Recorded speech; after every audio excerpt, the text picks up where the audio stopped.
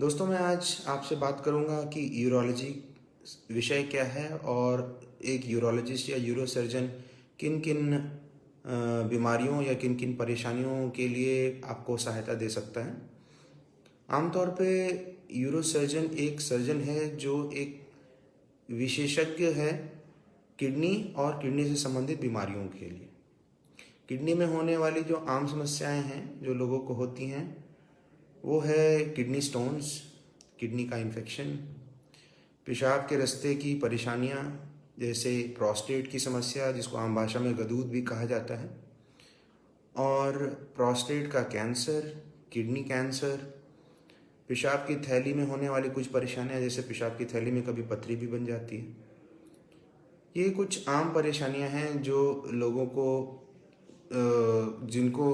जिससे लोगों को परेशानियां हो सकती हैं, और इन लोगों का जो भी परेशानियों का समाधान है वो एक यूरो सर्जन ही करता है।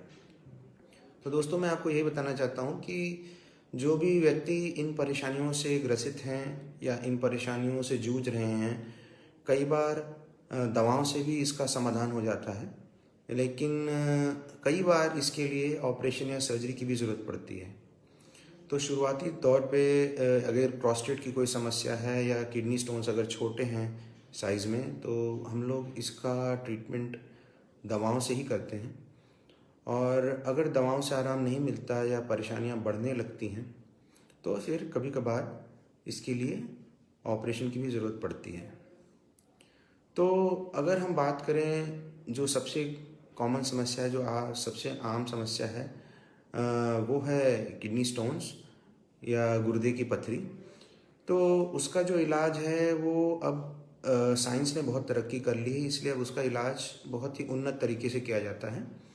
और उसके लिए अब अगर ज़रूरत पड़ती है ऑपरेशन की, तो वो ऑपरेशन के लिए पेट को खोलने या चीरा लगाने की ज़रूरत नहीं पड़ती है।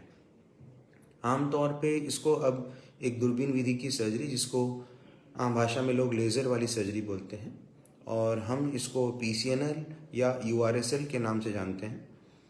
तो इन दोनों सर्जरीज़ के ज़रिए से करीब करीब 100% लोगों में ऑपरेशन से सफलता मिल जाती है और सारी पथरियाँ मरीज़ के शरीर से बाहर भी निकाली जा सकती हैं।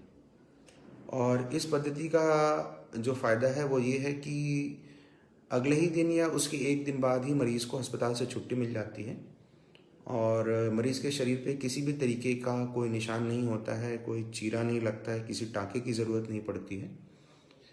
तो ये एक उन्नत तरीका है जिससे हम किडनी की पथरी या गुर्दे की पथरी का इलाज कर सकते हैं।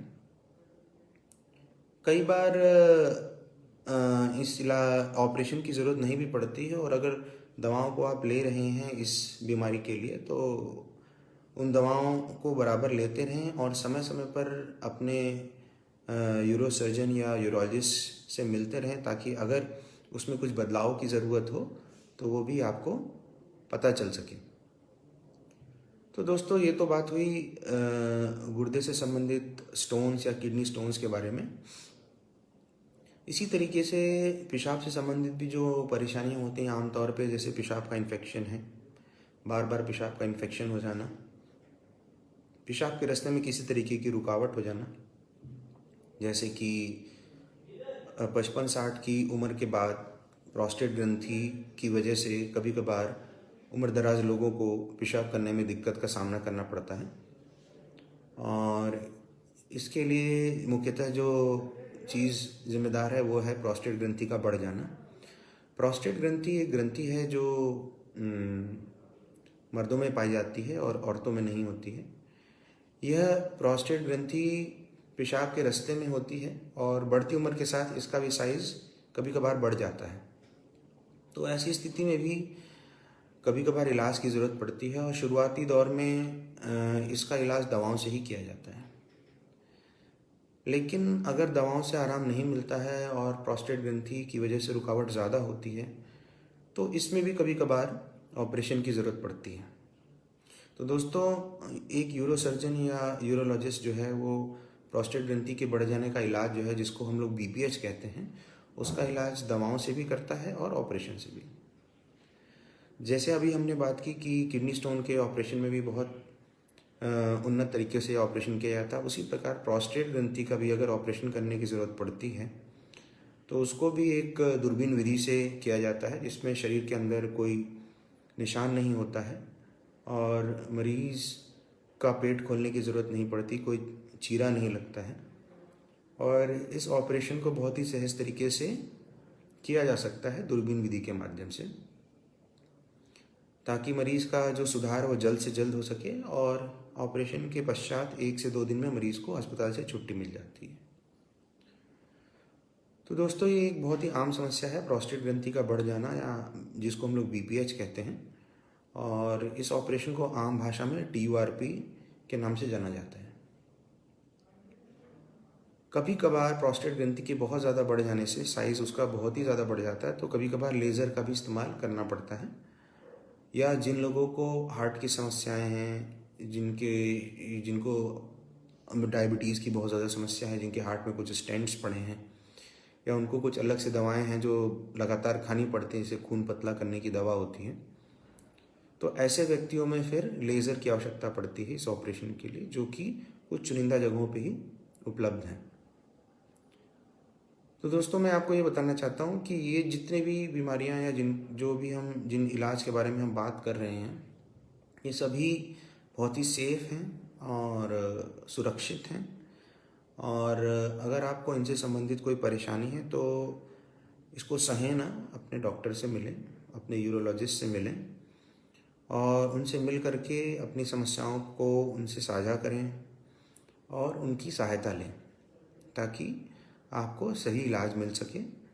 ज़रूरी नहीं है आपको ऑपरेशन की ज़रूरत पड़े, हर किसी को ऑपरेशन की ज़रूरत नहीं पड़ती है, लेकिन अगर दवाओं की भी ज़रूरत है तो सही दवा मिलने पे सही समय से आपको लाभ पहुंचेगा और आप अपनी ज़िंदगी खुल करके जी सकेंगे। तो दोस्तों, ये तो कुछ आम परेशानियां हैं जो एक यूरोलॉजिस्ट या यूरोसर्जन देखता है या उनका इलाज करता है। इसी तरीके से कुछ और भी बीमारियां हैं जो गंभीर बीमारियां होती हैं, जिनको हम जानते हैं, जैसे कि एक शब्द है कैंसर। कैंसर शब्द के आते ही हर व्यक्ति घबरा सा जाता है, और कैंसर शरीर के किसी भी भाग में हो सकता है। उसी प्रकार कैंसर किडनी में भी हो सकता है, पेशाब की थैली में भी हो सकता है, और प्रोस्टेट ग्रंथि में भी हो सकता है। तो दोस्तों, अगर इन अंगों में कभी भी कैंसर की समस्या उत्पन्न होती है तो इसका इलाज भी यूरोसर्जन या यूरोलॉजिस्ट ही करते हैं। सबसे ज़रूरी बात जो ये है कि अगर किसी भी अंग में कोई परेशानी है या कैंसर की संभावना लग रही है तो उसको आप छुपाएं ना, जल्द से जल्द अपने डॉक्टर से मिलिए, ताकि सही समय पे उसकी पहचान हो सके। और अगर उसकी पहचान सही समय पे हो जाती है तो कई बार, करीब करीब हर बार उसका इलाज ठीक तरीके से हो जाता है और मरीज़ कैंसर मुक्त हो जाता है। तो दोस्तों, अगर किसी को किडनी का कैंसर है तो पुराने ज़माने में इसका इलाज पेट खोल करके किडनी को निकाल के किया जाता था, लेकिन अब साइंस ने इसमें भी बहुत तरक्की कर ली और इसकी वजह से कई बार लैप्रोस्कोपी या दूरबीन विधि से ही इसका ऑपरेशन संभव हो पाता है। उसके लिए पेट खोलने की ज़रूरत नहीं पड़ती है। कई बार तो ऐसा भी होता है कि अगर किडनी का कैंसर बहुत शुरुआती दौर में हो, जब अगर गांठ या कैंसर का साइज़ बहुत छोटा है, तो लैप्रोस्कोपी विधि से हम सिर्फ कैंसर को ही निकाल देते हैं और किडनी को बचा भी लेते हैं, जिसको हम लोग अपनी भाषा में लैप्रोस्कोपिक पार्शियल नेफ्रेक्टमी बोलते हैं। तो दोस्तों, ये कुछ उन्नत इलाज हैं किडनी कैंसर के जो कि संभव हैं, और इससे मरीज़ की बीमारी जड़ से ख़त्म हो जाती है और वो अपनी ज़िंदगी को आराम से दूसरे व्यक्तियों की तरह जी सकते हैं। उसी प्रकार से जैसे कि किडनी कैंसर होता है, उसी प्रकार से पेशाब की थैली या प्रोस्टेट ग्रंथि का भी कैंसर हो सकता है।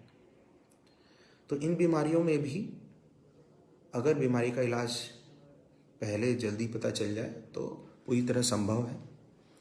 पेशाब की थैली के कैंसर में अगर शुरुआती दौर में ही पता चल जाता है तो इसमें भी पेट खोलने की ज़रूरत नहीं पड़ती, दूरबीन विधि से ही इसका इलाज संभव है।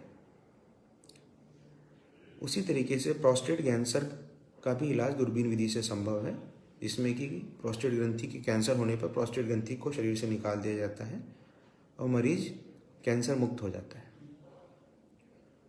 तो दोस्तों ये सारी बातें मैं आपसे इसलिए बता रहा हूँ ताकि अगर आपकी जान पहचान में कोई व्यक्ति हो जिनको इस तरह की कोई परेशानी है, या आपके कोई परिवार में कोई ऐसा व्यक्ति जिनको ये दिक्कत है, तो उनको किसी से घबराने की ज़रूरत नहीं है। उनको ये समझने की ज़रूरत है कि वो अपने डॉक्टर से मिलें और उनसे जा कर के अपनी परेशानियों को साझा करें और सही समय पर अपना इलाज कराएं। तो ये कुछ बीमारियां हैं जो कि एक यूरोसर्जन या यूरोलॉजिस्ट आम तौर पे इनका इलाज करता है। कुछ और भी परेशानियां हैं जिनके बारे में लोग आम तौर पे बात नहीं करना चाहते हैं, मुख्यतः मर्द। अगर उनको अपने पारिवारिक जीवन में किसी तरीके की कोई परेशानी का सामना करना पड़ रहा है, उनको किसी यौन संबंध बनाने में कोई परेशानी हो रही है या यौन रोगों से वो ग्रसित हैं, तो उसका इलाज भी काफ़ी हद तक यूरोसर्जन या यूरोलॉजिस्ट करते हैं, क्योंकि वो पूरी तरीके से क्वालिफाइड और इसके लिए प्रशिक्षित या ट्रेंड रहते हैं। यूरोलॉजी की इस विधा में, जिसमें इस तरह की बीमारियों का इलाज किया जाता है, इसको एंड्रोलॉजी कहा जाता है। एंड्रोलॉजी एक ऐसी विधा है जिसमें पुरुषों से संबंधित बांझपन या का इलाज होता है।